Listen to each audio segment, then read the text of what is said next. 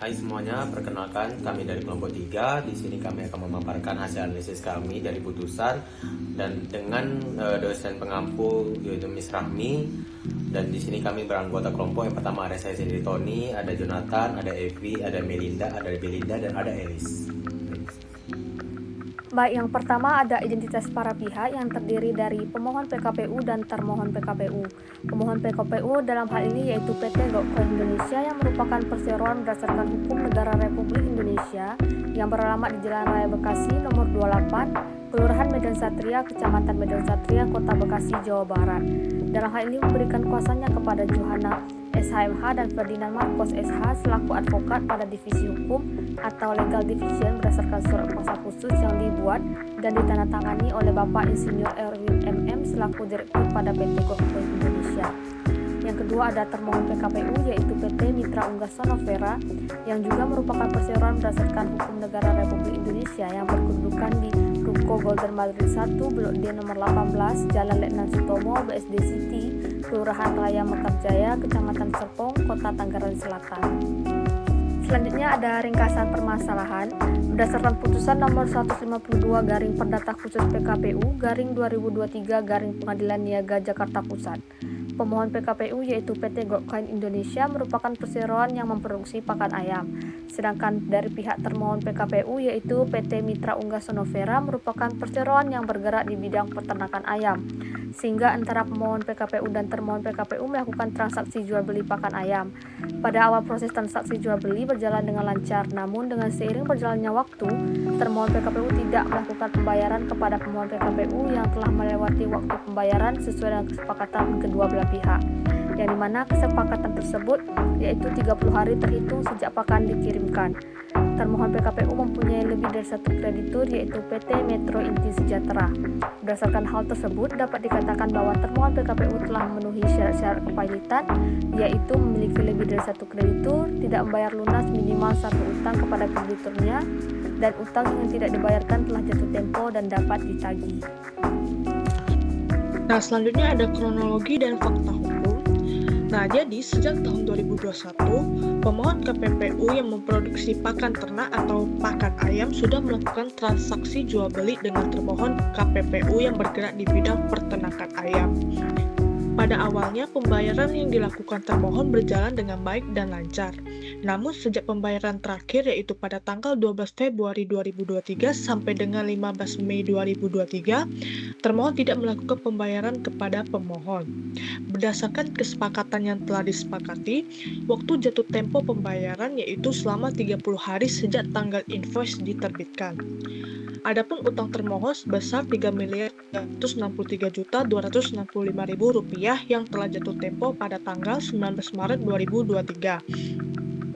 Dikarenakan termohon tidak melakukan pembayaran, sehingga pemohon telah mengirimkan surat somasi pertama yaitu pada tanggal 30 Maret 2023, tapi tidak diberikan tanggapan apapun, sehingga pemohon melakukan atau mengirimkan somasi kedua yaitu pada tanggal 2 Mei 2023, namun termohon tetap tidak memberikan tanggapan apapun.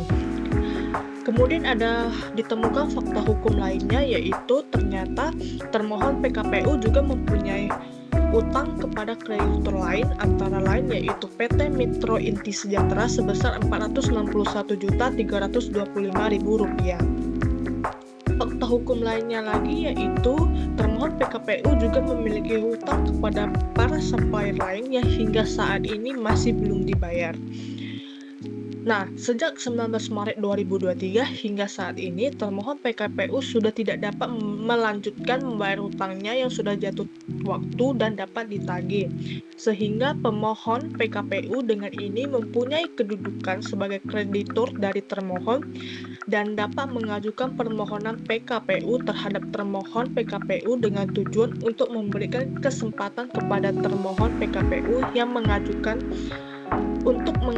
sebuah rencana perdamaian dan berkepastian hukum kepada para krediturnya termasuk kepada pemohon PKPU.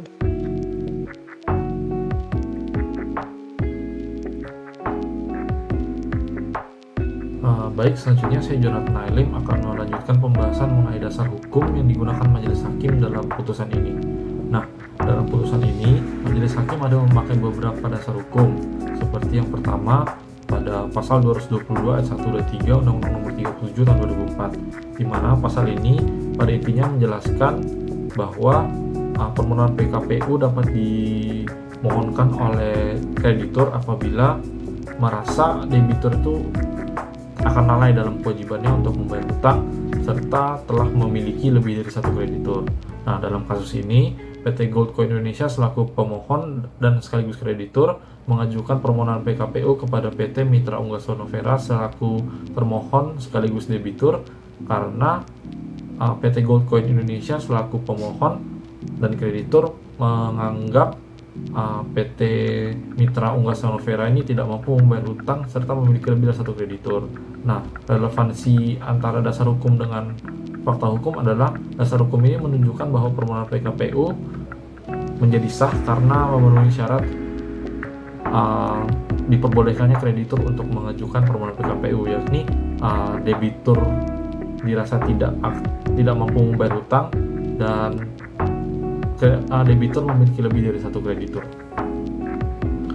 Baik, selanjutnya dalam putusan ini majelis hakim juga turut mempertimbangkan pasal 224 ayat 1 Undang-Undang Nomor 37 tahun 2004. Nah, di mana pada intinya pasal ini membahas bahwa permohonan PKPU wajib ditandatangani oleh debitur atau kreditur yang mengajukan dan dapat melalui kuasanya.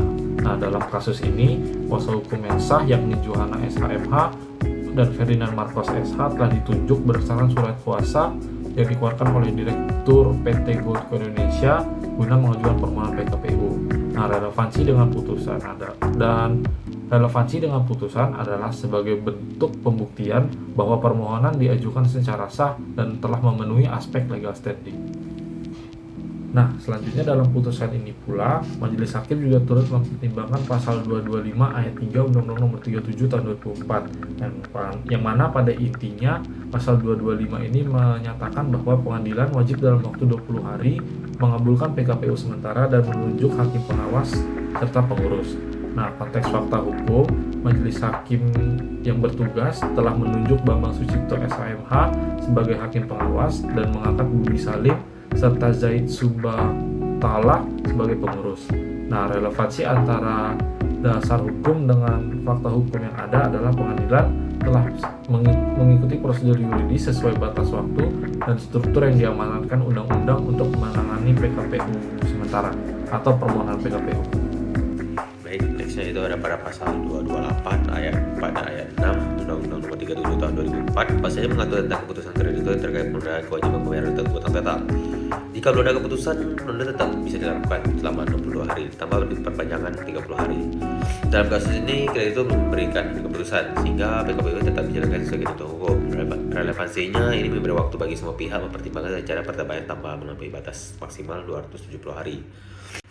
Dalam pasal 281 Undang-Undang Nomor 31 2004, pasal ini mengatur mekanisme voting dalam menerima atau menolak rencana perdamaian. Disyaratkan adanya persetujuan dari mayoritas kreditur konkuren dan kreditur dengan jaminan.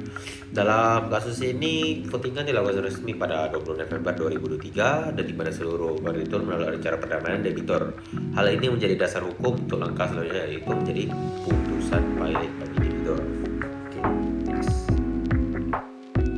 Analisa mahasiswa.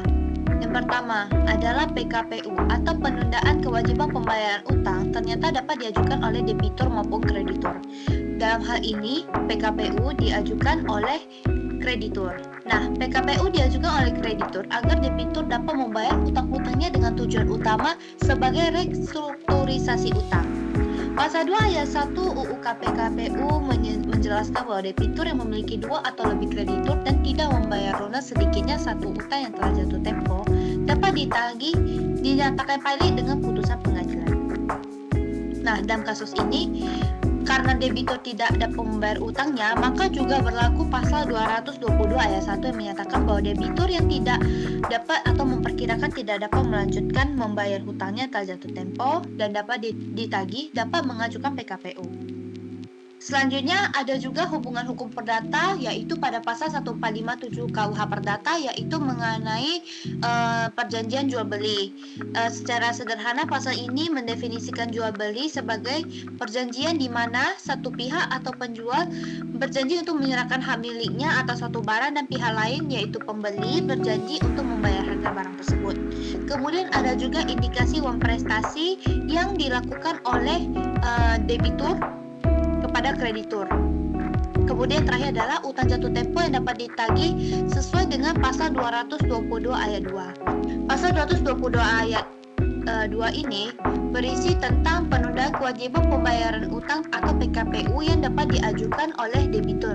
Intinya pasal ini menjelaskan bahwa debitur yang memperkirakan bahwa ia tidak dapat membayar utangnya yang sudah jatuh tempo dapat mengajukan permohonan PKPU ke pengadilan niaga. Tujuannya adalah untuk memberikan kesempatan kepada debitur menyusun rencana perdamaian dengan kreditur termasuk menawarkan pembayaran sebagian atau seluruh utang. Jadi pada slide berikut saya akan membahas mengenai implikasi kepada para pihak. Perkara pilot yang menimpa PT Mitra Unggas Sonovera membawa dampak signifikan bagi berbagai pihak. Bagi perusahaan itu sendiri sebagai debitur, status hukumnya berubah menjadi pilot sehingga seluruh aset dan kegiatan usaha dikendalikan oleh kurator. Reputasi perusahaan pun menurun dan direksi berpotensi dituntut apabila terbukti melakukan penyalahgunaan aset. Di sisi lain, bagi PT Gold Coin Indonesia sebagai kreditur, proses penagihan utang sangat bergantung pada jumlah aset yang tersedia serta urutan prioritas kreditur. Perusahaan ini juga dapat mengajukan restrukturisasi atau bersiap menghadapi potensi kerugian akibat pengurangan nilai tagihan. Adapun secara sosial dan ekonomi, dampaknya dirasakan oleh para pekerja yang terancam kehilangan pekerjaan dan hak-haknya. Di tingkat lokal, aktivitas perekonomian terganggu karena runtuhnya salah satu mata rantai usaha peternakan ayam. Dalam skala industri, kepercayaan lembaga keuangan terhadap sektor peternakan bisa menurun, distribusi pakan terganggu, dan kondisi ini membuka peluang bagi perusahaan lain untuk mengakuisisi aset atau pasar yang ditinggalkan.